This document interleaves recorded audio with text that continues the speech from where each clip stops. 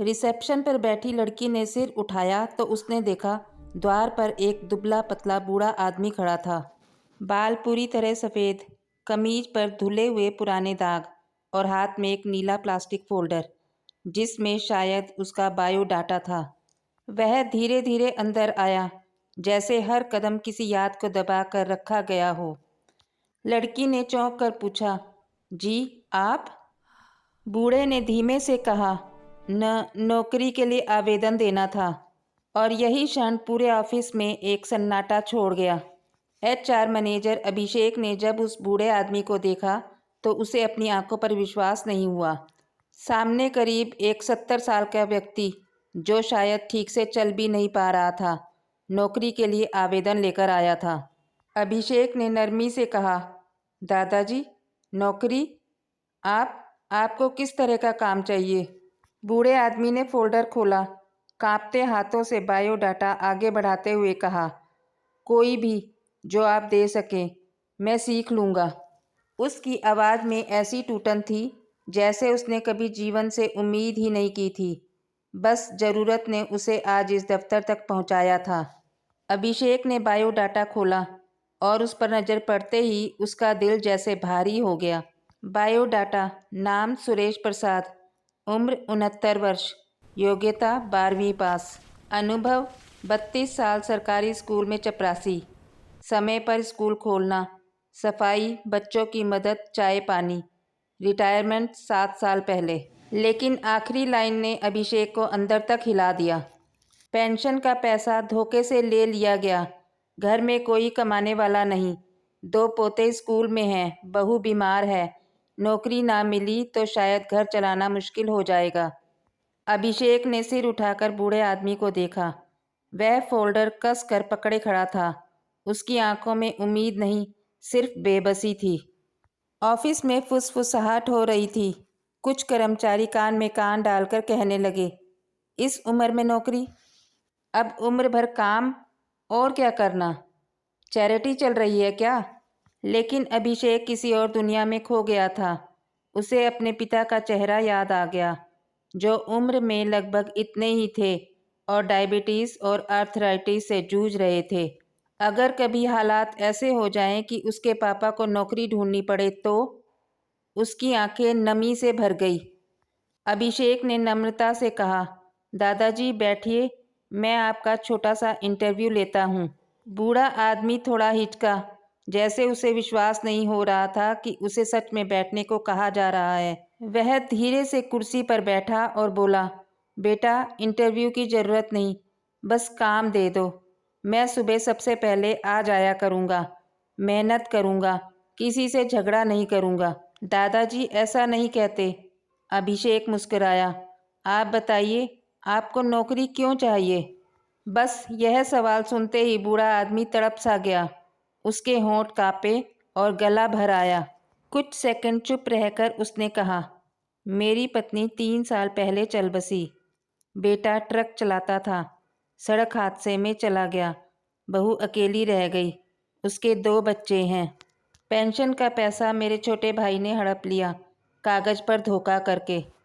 अब केस चल रहा है, पर न्याय कहाँ इतनी जल्दी मिलता है। वह हंसने की कोशिश करता है, पर आवाज़ फट जाती है। बहू बीमार रहती है, बच्चे स्कूल जाते हैं, मैं उनके लिए फ़ीस ना भर पाऊँ तो मुझे नींद नहीं आती। उसका हाथ सीना पकड़ लेता है। बेटा, घर में अनाज तक नहीं बचा। कुछ दिन पहले पड़ोस से उधार मांगा तो मैं शर्म से ज़मीन में गड़ गया। वह कांपती आवाज़ में आखिरी बार कहता है, इसलिए नौकरी चाहिए, किसी भी तरह की। अभिषेक की आंखें भर आई, लेकिन उसने अपने चेहरे पर भाव नहीं आने दिए। उसने पूछा, दादाजी, चलने फिरने में दिक्कत है? थोड़ी है, पर कर लूँगा बेटा, बस आप मुझे बोझ मत समझना। यह सुनते ही अभिषेक ने गहरी सांस ली। अभिषेक ने उस बूढ़े आदमी को पानी देकर कहा, आप 5 मिनट बैठिए, मैं लौटता हूँ। और वह सीधे मालिक मीरा मेहता के केबिन में गया। मीरा ने जब पूरी बात सुनी, उसकी आंखें भी भर आई। अभिषेक, ऐसे लोग हमारे सिस्टम में खो जाते हैं, हमें कुछ करना चाहिए। मैम, बात सिर्फ नौकरी की नहीं है, इज्जत की है। उन्हें दया नहीं, काम चाहिए। मीरा बोली, ठीक है, उन्हें ऑफिस असिस्टेंट की नौकरी दे देते हैं, हल्के काम की, और हर महीने के काम के साथ एक छोटी सी एक्स्ट्रा मदद भी जोड़ देंगे, लेकिन उन्हें लगे कि यह उनके मेहनताने का हिस्सा है, खैरात नहीं। अभिषेक के चेहरे पर राहत उतर आई। जब दोनों वापस लॉबी में आए, बूढ़ा अपनी फाइल पकड़े उम्मीद टूटने वाले चेहरे के साथ खड़ा था। शायद वह सोच रहा था कहीं मना न कर दें। मीरा ने मुस्कुरा कर कहा, श्री सुरेश प्रसाद। बूढ़ा घबरा कर खड़ा हो गया। आपकी नियुक्ति कर दी गई है।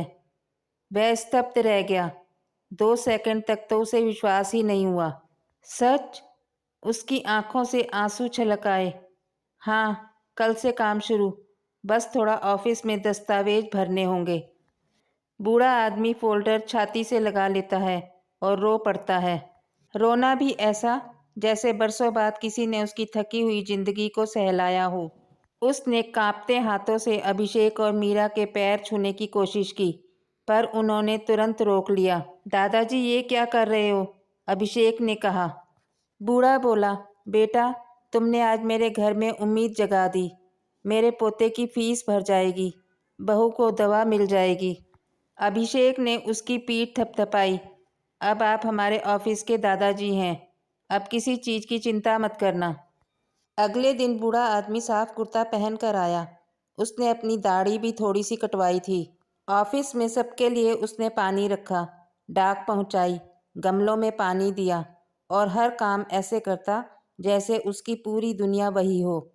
लोगों ने देखा जब वह फाइलें संभालता तो उसके हाथ कांपते थे, पर उसकी आंखों में मेहनत की चमक जगमगाती थी। कई बार वह अपने छोटे पोते की टॉफ़ी का खाली रैपर निकालकर जेब में रखता, फिर उसे देख मुस्कुराता। शायद उसे याद आता होगा, अब इस रैपर को दोबारा भरने के पैसे मिलेंगे। 1 महीना पूरा होने पर पहले महीने की तनख्वाह मिली 8,000 रुपये। मीरा ने उसमें 3,000 रुपये की बोनस इंक्रीमेंट जोड़ दी। बूढ़े ने तनख्वाह का लिफाफा हाथ में लेकर कहा, बेटा, इतने पैसे कभी देखे नहीं। मैंने तो सोचा था किसी दुकान में झाड़ू लगाकर 2-3 हज़ार मिलेंगे, लेकिन आज। उसकी आंखें फिर भर आई। अभिषेक ने मुस्कुराते हुए कहा, दादाजी, पैसे अब कम नहीं रहे, आप कमा रहे हैं और आपने ये हर रुपये अपने हक से पाए हैं। 2 महीने बाद एक सुबह बूढ़ा आदमी ऑफिस नहीं आया। फ़ोन करने पर बहू की टूटी आवाज़ आई, भैया, बाबूजी की तबीयत रात से ख़राब थी, अभी हम अस्पताल में हैं। सब घबरा गए। अभिषेक और मीरा अस्पताल में पहुँचे तो देखा बूढ़ा आदमी बेड पर लेटा था। ऑक्सीजन लगा था, लेकिन जैसे ही उसने अभिषेक को देखा, वह मुस्कुराया। बेटा, ऑफिस नहीं जा पाया, सॉरी। अभिषेक की आंखें भर आई। दादाजी, ऐसी बात मत कीजिए। बूढ़ा धीरे से बोला, आज मेरे पोते की फीस भरनी थी, तुम भर देना बेटा। अभिषेक ने उनका हाथ पकड़ा। दादाजी, वह काम मैं कर चुका हूँ, आपके नाम पर। बूढ़े की आंखों से आंसू बह निकले। उसने धीरे से कहा, भगवान तुम्हें खुश रखे। तुमने मुझे एक इंसान होने का सम्मान दिया। और अगले ही पल उसके हाथ की पकड़ ढीली हो गई और दादाजी इस दुनिया से विदा हो गए। ऑफिस में उस दिन कोई काम नहीं हुआ। सभी ने 2 मिनट का मौन रखा। मीरा ने घोषणा की, श्री सुरेश प्रसाद हमारे कर्मचारी नहीं, परिवार का हिस्सा थे। उनके पोतों की शिक्षा का पूरा खर्च हमारी कंपनी उठाएगी। अभिषेक ने बूढ़े का फोल्डर उठाया, जिसमें वही पुराना कांपते हाथों से लिखा बायोडाटा रखा था। उस बायोडाटा के साथ एक चिट्ठी भी थी, शायद उसने बहुत पहले लिखी होगी। अगर मुझे नौकरी मिल जाए तो मेरे पोते का भविष्य चमक जाएगा। अगर ना मिले तो शायद वह पढ़ाई छोड़ देगा। मेरी एक ही इच्छा है, वह मुझसे बेहतर इंसान बने। अभिषेक की आंखें भर आई। वह फुसफुसाया, दादाजी, आपका पोता जरूर कुछ बड़ा बनेगा। हम सब आपकी आखिरी इच्छा पूरी करेंगे। और सच में अगले साल कंपनी ने दादाजी के नाम पर एक छात्रवृत्ति शुरू की, सुरेश प्रसाद स्मृति छात्रवृत्ति, जिससे गरीब बच्चों की फीस भरी जाने लगी। कई लोग बायोडाटा में अपनी काबिलियत लिखते हैं, पर उस बूढ़े ने अपनी मजबूरी, अपना दर्द और अपनी टूटती उम्मीदें लिखकर एक पूरी दुनिया को इंसानियत सिखा दी। कभी कभी नौकरी सिर्फ पेट पालने का जरिया नहीं होती, वह किसी घर की रोशनी, किसी पोते की पढ़ाई, किसी बूढ़े बाप की इज्जत भी होती है। इस नौकरी की वजह से वह बूढ़ा आदमी अपनी आखिरी सांस तक इज्जत से जिया। इस बायोडाटा ने साबित कर दिया कि इंसान की सबसे बड़ी डिग्री उसकी मजबूरी होती है। वह बूढ़ा चला गया, लेकिन इंसानियत हमें सौंप गया। अगर ये कहानी आपके दिल को छू गई हो तो इसे लाइक करें और ज़्यादा से ज़्यादा शेयर करें। ऐसी ही अच्छी कहानियाँ सुनने के लिए हमारे चैनल को ज़रूर सब्सक्राइब करें।